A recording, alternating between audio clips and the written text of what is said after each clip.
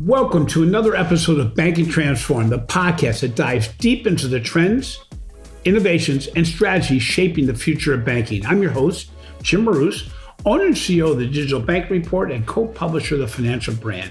Today, we're joined in the Banking Transformed podcast by Abbas Merchant, ex-CMO and EVP at Regions Bank. It's clear that the role of the marketer is evolving, and those that can effectively harness the power of Gen AI while maintaining a focus on creativity, strategy, and consumer trust will be well positioned for success. As a senior financial services leader with extensive experience in blending the art and science of marketing, Abbas brings a unique perspective on how generative AI is poised to revolutionize the marketing landscape. In this episode, we'll explore the potential of generative AI, its implications for marketers, and how it's set to transform the way we approach marketing strategies and operations. We also talk about how marketers can get prepared in the future of generative AI.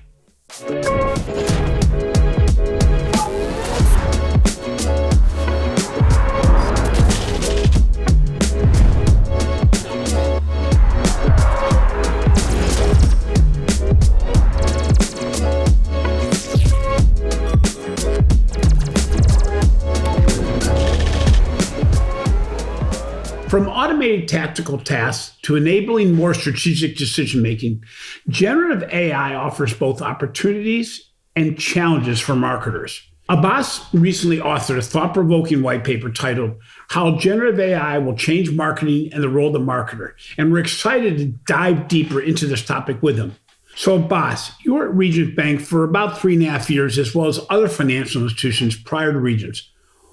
What have you seen to be the biggest transformation in marketing over your career? I have, Jim. First of all, good afternoon. Great to be here with you and look forward to our conversations. Jim, I've focused my career on really that very question. Can marketing catalyze business transformation and drive growth? And throughout my over 20 plus years, I have sort of been at the forefront of bringing about the transformation, learning from it, sometimes, successes and then learnings have been had all throughout that time frame. The first transformation really that I saw in marketing was that within financial services, particularly, marketing is generally tend to be used for communications. It generally focuses on only one of the 4 Ps, right? Which is really selling a product, promoting a product. Whereas when I was in CPG industry, I really got the opportunity to see what it means to be a truly customer-centric organization, where marketing really plays a role of all the 4 Ps, right? With the customer at the center of it. So really one of the key transformation that marketing brings is really help banks transforming themselves from being more product centric, inward focused organizations to become more customer centric. And data insights about customers is a core element to that. Another element within marketing, just looking at the marketing part of it, is really marketing used to be much more, as I would say, pray and spray, right? It used to be mass media oriented, and that has been transformed, changed drastically over the last 2 decades. Now, vast majority of marketing is measurable, it's transparent, and we can really attribute results and outcomes to it. So that's another part of marketing that has been really valuable. And the third and the most important one is really what I have found is banks haven't fully grasped how the role that marketing can play in transforming the bank from product to becoming customer centered. And that starts with strategy, right? If marketing can help bring customer insights through strategic segmentation, which I've done, at multiple of the key institutions I've been at, really not just as a tactical tool, but rather as a strategic understanding of customers to help shape the strategy for the bank, which then translates into how do we redefine the bank's value proposition, and then gets into really how do we focus on what are the key segments that we will focus on, the priority segments, and then developing value propositions rather than just selling the products that we have, creating products and solutions that customers actually want to buy, right? So to me, those are the three ways in which I have been able to contribute to the banks in bringing about the transformation. And the third one, the strategic transformation, is critical. And you have to earn your way to really become a strategic partner to the business lines.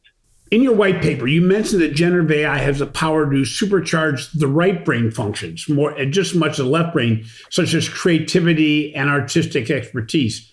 When you look at generative AI and the power it has, what do you see as the biggest impact for financial marketers in the near term? Yeah, absolutely. So let me take a step back and talk about, because it's really generative AI when it's complemented with sort of the predictive AI, it can really become even more powerful, right? So in banks, we are not new to AI. We've been using AI for a very long time in targeting, decisioning, SEO, SEM, all different ways, right? And actually, starting with fraud and risk. Totally. It started there and it has permeated through marketing. And in fact, all of the predictive models that we build for product choice, for offer targeting, all have some element of AI in there. Our decisioning platforms, our next best action tools, all leverage AI. But those are more using narrow AI, which has sort of based on classification and prediction capabilities and is generally focused on a specific outcome or a goal.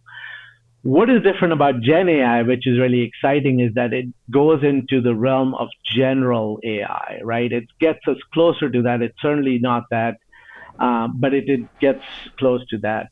Another part that I think it complements well the narrow AI is really, if you think of narrow AI as more of the calculative part of our brain, Gen AI brings in the creative part of the brain, right? And this is a really exciting technology. And what makes it really powerful is that it can understand context. That's one part of it, right?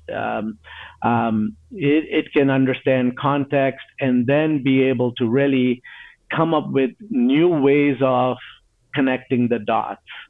Right? It can also, with the most recent developments in Gen AI, where it has with the what they call the multimodal large language models, they have the ability to translate text into images, text into video, images into infographics, which really opens up the field really broad. And it's exciting to see that there are so many applications, and especially for marketing.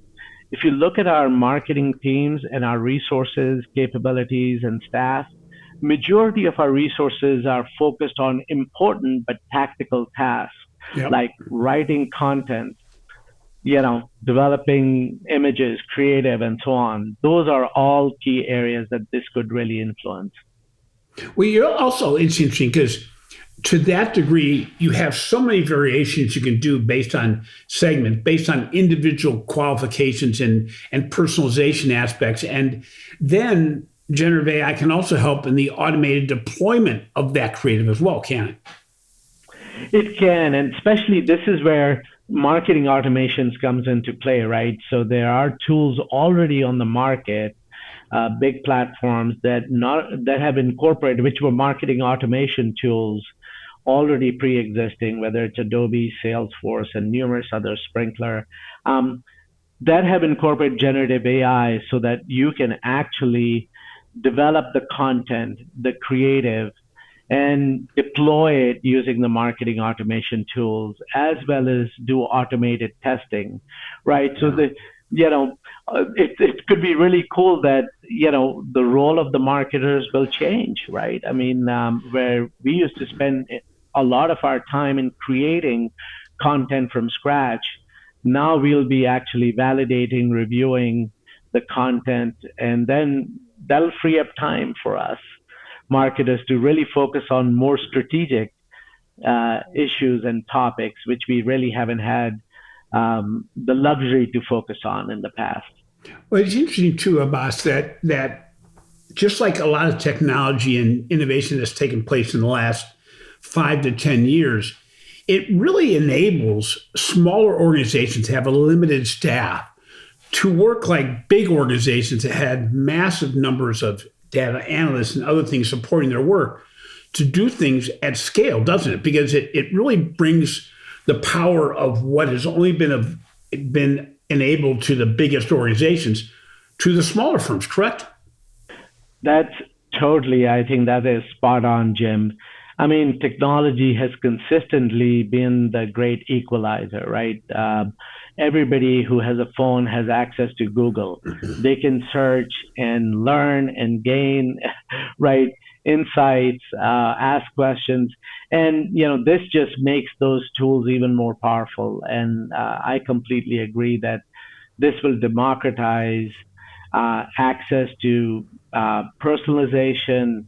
What took the capabilities that let's say a decade ago took a lot of capital investment in servers, hardware, which were a prerequisite before you could leverage technology. Today, with the cloud platforms, you can access it without making any significant capital investments upfront, right? So I agree completely. I think this will be transformative in terms of democratizing access to everybody, especially the people that are the banks and institutions that are not as large as the big ones.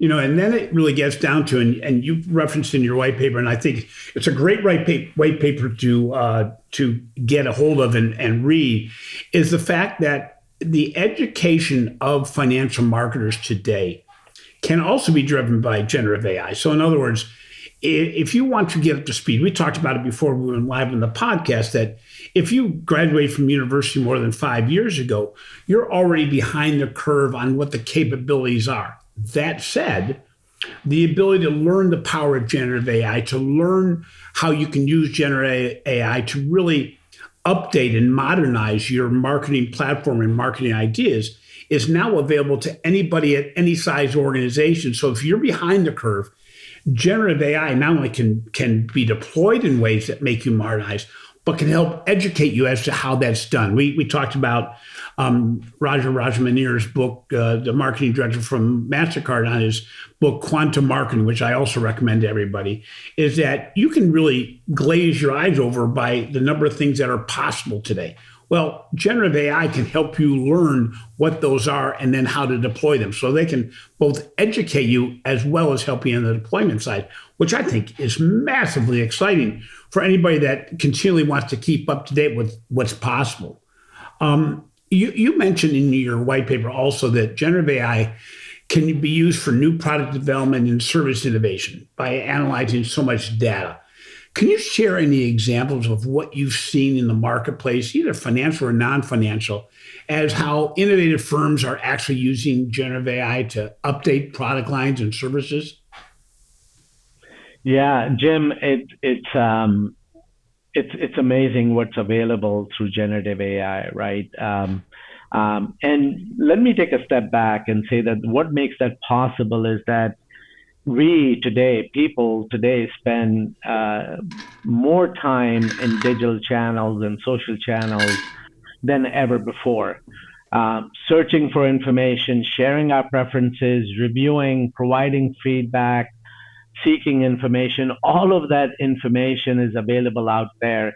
And the Gen AI engines scour through this mountains of this data and are able to generate context, be able to classify that information, and really be able to create very interesting links, right? Linkages across different sort of topics of information.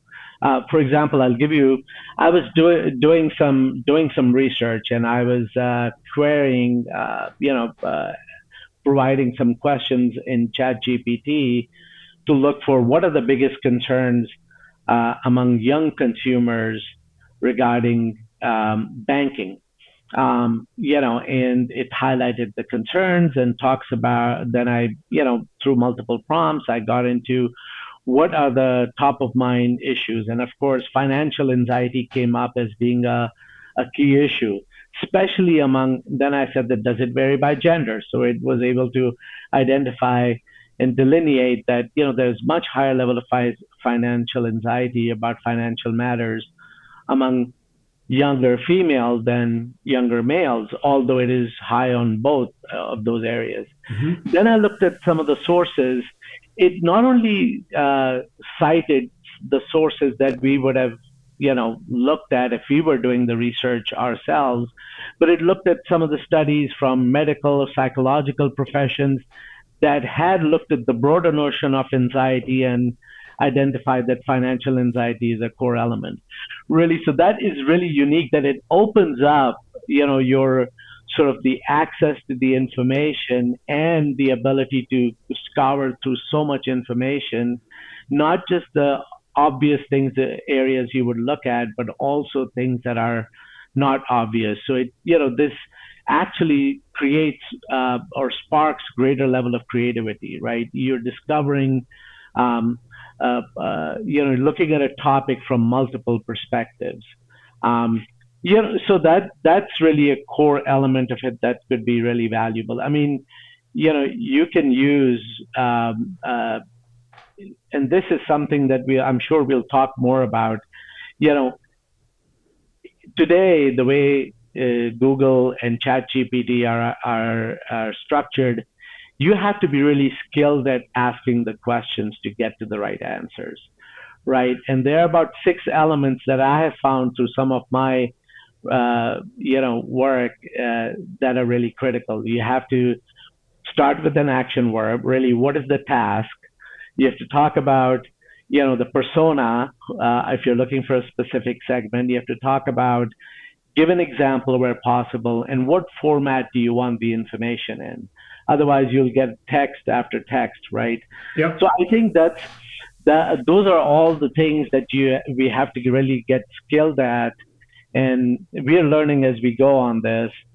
But I think that you can ask any question about a specific segment for an existing product or category, and really get some creative sort of brainstorming, and answers, just which can be used as a first draft, right? So I'm not suggesting that you would use generative AI for, it'll take the place of traditional research and insights, but it'll augment that, and it can really enhance the learnings that we get and be able to go deeper and wider in really covering the needs, attitudes, preferences of consumers when we're exploring a topic.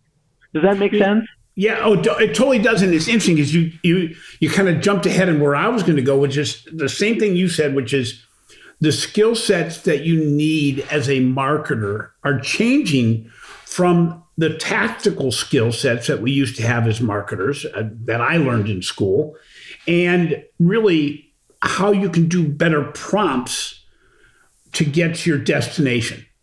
You've used generative AI obviously quite a bit over the last couple of years since it's been introduced. I have as well, and you find that the way you ask questions is more important than anything today, because if you don't ask the questions correctly, you're going to get a subset of the potential answers. So, I'm thinking if you took, tactical learnings such as what you showed in your white paper, as well as what Raja Rajmanir did in his quantum marketing book, but other tools as well. But just as importantly, and more future looking, marketers in the future are going to have to learn how to structure their prompts to get the answers they want, or not leave thoughts on the table. You brought up the fact that you know, you may want to say, you have to say in this way, you have to tell it to do this. You also want to tell it in what way do you want the response to come back? You want it like a professional, or do you want it geared to certain subsegments? And the way they build that narrative, the way the generative AI tools actually can change the tonality. I mean, we've heard the stories of you can ask generative AI to give you your answer in the format of a rap song. You can do almost anything. But we're going to have to learn it, not just marketer, but any professional is going to have to learn how do you structure your prompts to get you to where you want to go. You can't just wing it because you're not going to get the full focus of the answers. And I think, when you look at what you've had to do as a marketer to improve your skill sets and to try to stay on top of what's available today without going back to school, what have you learned with regard to generative AI? What have you learned as far as how you ask the questions or how you prompt to get the answers you want? Yeah, no, that's a great question. Look, when in my explorations, and I think this is more from a short-term time frame, right? Because I think that these tools, whether it's Chat GPT or Google, they will evolve the tools to actually make the querying much more easier, right? So Yeah.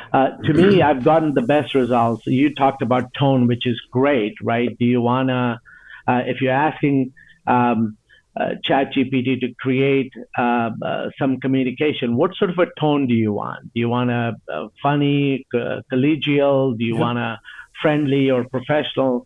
Right? That's an important thing. But the most important that I found is to start with an action verb, right? That what do you want it to do?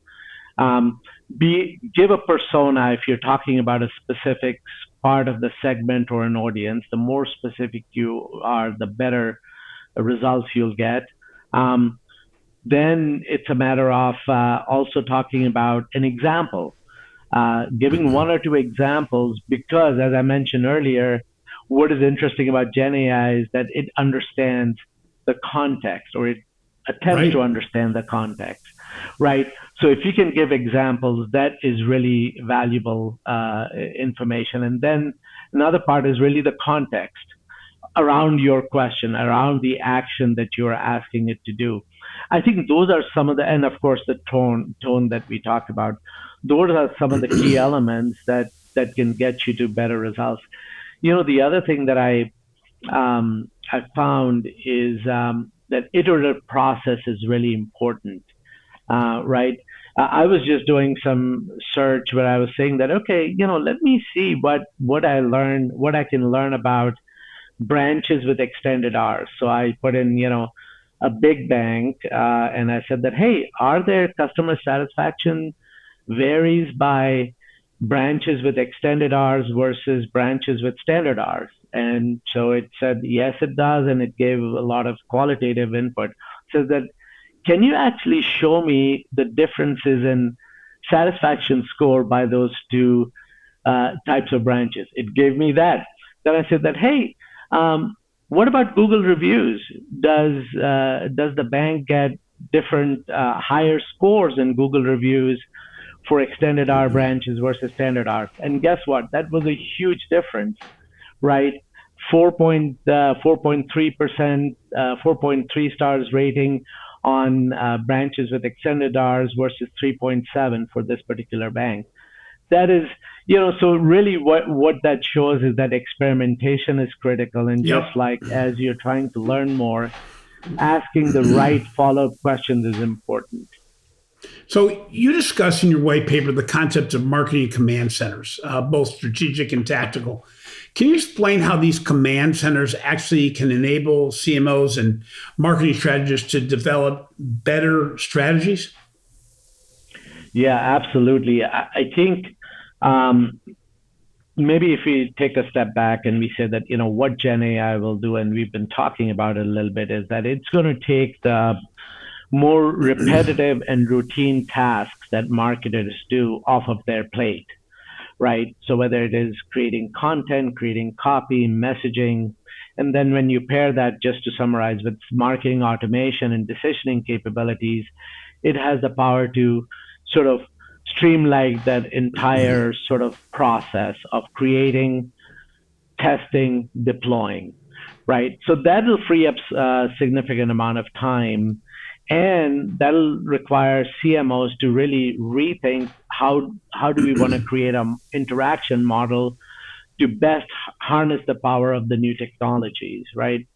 And one of the areas that personally, as well as in talking with other colleagues, you know, I always hear them say that we'd love to spend more time on strategic issues, the big rocks, but we get really focused so much because if you don't take care of the short term here and now, Right. there's no tomorrow to think about, right? So I think this will hopefully help us transition from big picture point of view and perspective and thinking about the future. And there are big questions that marketers and CMOs deal with. Things like, how should I allocate my marketing investment? How much should it go to short-term sales versus, long-term equity building?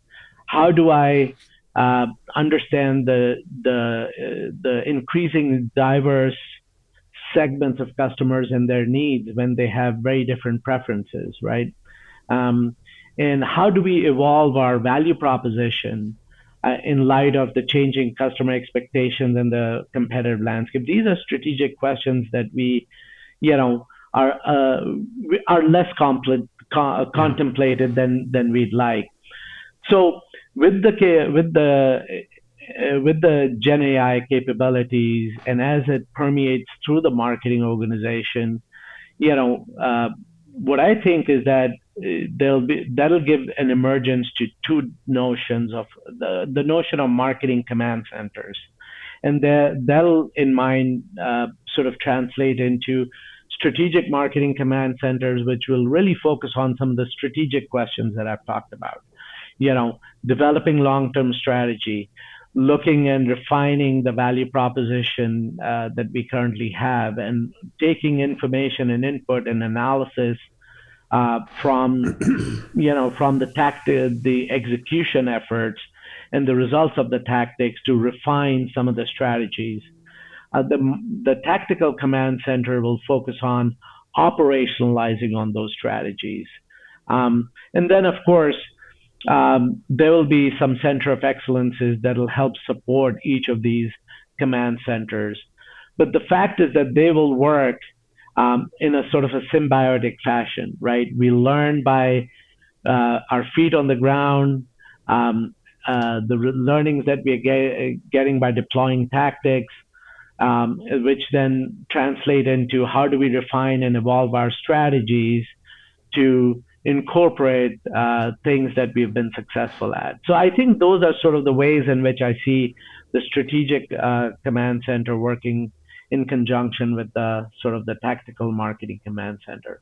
It's going to be also interesting to see, I'm thinking about that concept and the way you wrote about it and how generative AI can take on some of the roles. So if you have a small organization, it may not be the same way it's deployed the marketing command centers, but generative AI can really help play a major role, almost like an employee would within any of those command centers. So change management is a critical aspect of adopting new technologies like generative AI. How can CMOs and marketing leaders effectively navigate this transition to ensure that their teams are equipped with both the skills and the technologies that are needed? Because, as a group, marketing, we have sometimes more tools than we deploy. We have some sitting on the back shelves. We just can't take on everything we learn. But that whole change management, that movement from old to new, from past to future, is so important. How do you make that transition work? How have you made it work? Yeah, no, it's a great question, and I wish I had the perfect answer. But I'll say what I have share what I have learned through my experience. The first thing is that when we think about transformations, um, uh, all transformations, including tech and digital transformations, are less about the technology and more about the people. I think that's why change management is critical. And this transformation is no different, right? Another element that I think is important to take into consideration is that, you know, the pace of change of technology is much faster than the pace of change and we adapt to the and adopt the Yeah. technology and adapt to it, right? Technology changes at exponential pace, humans change at a linear pace, right? So even though we have all of these capabilities, change management becomes really critical. And the best way to change, even though theoretically it may seem like that, hey, with these technologies in place, we can break down the silos and we can, drastically change how we organize. But at the end of the day, I think really an iterative process where you try to um, two things. First is really being intentional about change management Yep. rather than it being an afterthought, really thinking through how we are going to go through the first iteration. Where are we going to experiment? Which areas are we going to deploy this first? How are we going to roll it out? What are the skills, tools, training that we need to provide to our staff? What support do they need? What education do they need? Right? I think all of that has to be part of the change management process, which is really a core element of adopting and adapting and benefiting from Gen AI. And it has been true for the other technologies in the past as well. So I think that has worked well for me, starting with an intentional approach rather than an afterthought, providing the right training, creating that excitement, about why this change is important is critical. And then rather than going for the, total disruption, doing it in small areas within the organization, learning from it, and then scaling up based on the learnings and the successes. We talk about all these opportunities. We get really excited about the potential of generative AI, and our mind kind of gets overwhelmed by all that's possible. But generative AI also obviously presents challenges, such as the potential for fraud or the need to maintain consumer trust when personal data is involved. How can marketers proactively address some of these risks and ensure some form of ethical application of generative AI as the expansion of sharing of insights and data expands? Yeah, Jim, it seems to me that we are living through a tale of two cities. Yeah. It's the best of time, it's the worst of time. It's the age of wisdom, it's the age of foolishness, right? So we live in a world of dichotomies, and to your point, like you, I see the power of these technologies, but also its peril. And um, especially uh, these the powerful Gen AI technologies are bringing us, really strong capabilities, but the bad actors have access to these same Yeah. powerful tools and capabilities, and they're using for fraud, right? So that creates a challenge for the marketers and for the organizations at large, right? How do we earn and maintain the trust of our consumers? Um, One of the concerns I have is that, while we have access to all of these powerful tools, yet there's a lack of our ability to discern between fact and fiction, right? So that's one area that we need to closely focus on. Regarding the bad actors and the fraud and scams, I think the banks need to consider these three things. First of all, how can we proactively detect and prevent fraud in the first place, Yep. right? That's one thing to Yep. consider. And perhaps I can, my thought is that, one of the areas where there's huge opportunities aggregating data across the different banks so that we can learn about the instances of fraud quickly. Now, I know some of those aggregation and groups, consortiums are now being formed and some exist, but I think that can be really powerful in that area. The second is really how can we arm our consumers? How can we educate them Yep. and inform them timely and provide them insights so that they don't fall prey to scams and frauds, right? So that's another area. And to me, in that area, social media is probably the fastest way to reach customers and consumers, right? So that could be a strong tool in that area. And then finally, it is really focusing on o- earning and maintaining the trust of the customers so that they feel comfortable in sharing their information with us, with the bank, so that the banks can deliver more personalized solutions that better meet their needs. So I think those are sort of the three areas that I can think of to address some of these challenges. It's so important to Abbas because what's cool about generative AI is it's actually the potential to build a dialogue.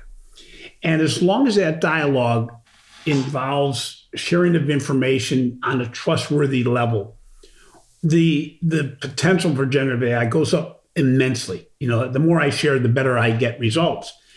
But as you mentioned, if we don't protect those on all levels, it's only going to take one false step, one misstep from the standpoint of identification or personalization to make it where all of a sudden generative AI becomes a flat sharing of information like it's always been. The potential only is reached if we do it well. And that's kind of like common sense.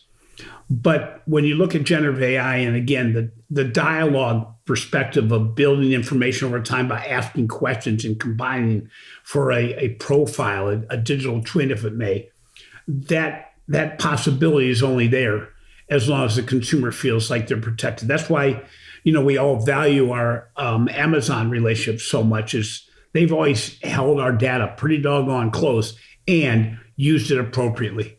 Jim, just to add to it, as Yeah. part of this, an important role that we have is, while we are leveraging and benefiting from the automation and generative capabilities, we need to make sure we are reviewing and validating Yeah. any output that we are creating, right? I think that plays a really critical role. And then creating that feedback loop into the Gen AI engine so that it's getting better and smarter and understanding, whether it is our brand, whether it is our advice and guidance, our point of view perspective, and most that it is generating facts that have been verified. One of the interesting dynamics about AI is that I'm not sure if there's any employee of a financial institution that doesn't feel somewhat at risk to AI, that it can do my job.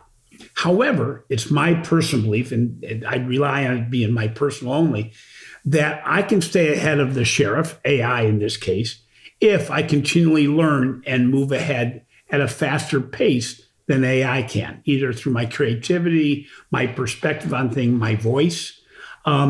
How do you prepare your marketing teams or any marketing team to be prepared for a future where maybe the skills that they were best at get displaced by generative AI, but there's still the need for human creativity? How do you prepare for that?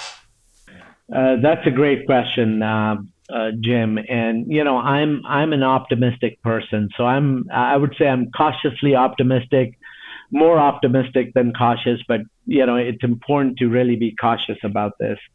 We've seen this in history, right? That technological innovation over the years has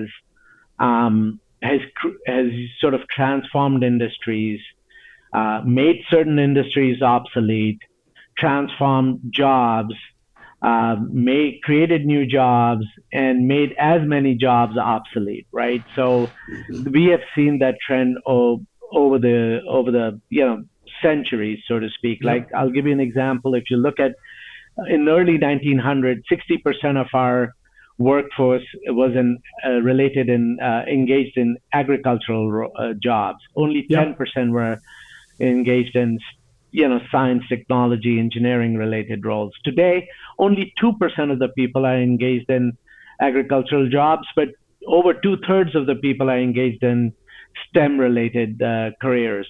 And guess what? It's not only more jobs have been created during that time frame, but the STEM-related jobs have twice the compensation that non-STEM-related jobs have. Yep. So to me, that every development of technology opens up new areas and new sort of space for us to grow into. And I think Gen AI will be very similar. Um, we have hinted on some of the new roles that it'll create, right? Whether it is prompt engineering, prompt design, validation, auditing, reviewing, the whole skill of how do you sort of go from collaborating with machines and simultaneously collaborating with humans. You know, one collaborating with humans is highly emotional. Collaborating with machines is highly logical, right?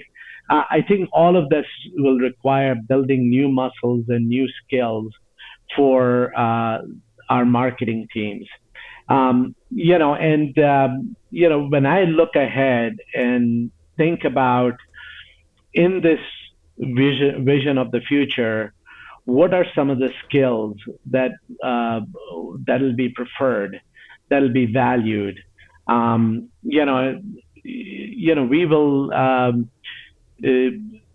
will value experimentation over expertise, right? That'll be critical because you learn through experimentation. We'll value skills over credentials. We'll value a strategic mindset over tactical mindset. We'll value curiosity over experience.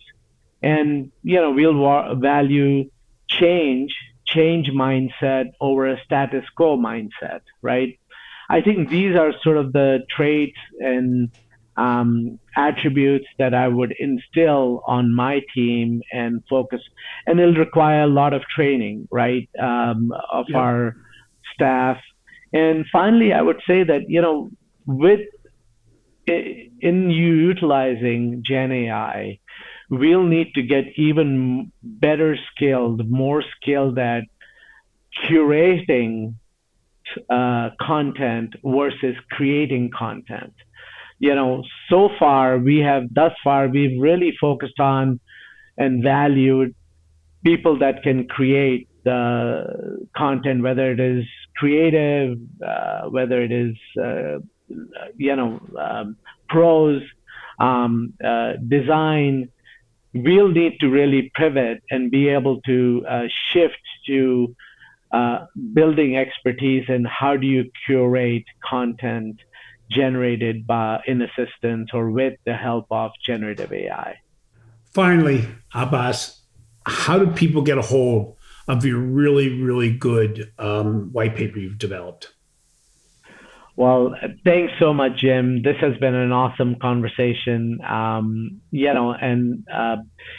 I'm on LinkedIn. I love reaching out and connecting with people on LinkedIn, and my article, which is white paper, which is how Gen AI will change marketing and the role of the marketer, is available on my LinkedIn page. Abbas, again, thank you so much for being on the show today. I appreciate it. Thank you. It's been great. Thanks for listening to Banking Transformed, the top podcast in retail banking and the winner of 3 international awards for podcast excellence. We appreciate your support. If you enjoy what we're doing, please take some time to show some love in the form of a review. On that note, thanks to a listener from my home state of Ohio for the recent review. She wrote, "As someone that doesn't have a lot of experience in fintech and digital banking, I have learned so much from Jim and the various experts he's had on the show. Whether you're a pro or a novice like me, it's a really fascinating podcast. Highly recommend subscribing." I doubled down on that. This has been a production of Evergreen Podcast. A special thank you to our senior producer, Leah Haslage, audio engineer, Chris Fafalias, and video producer, Will Pritz.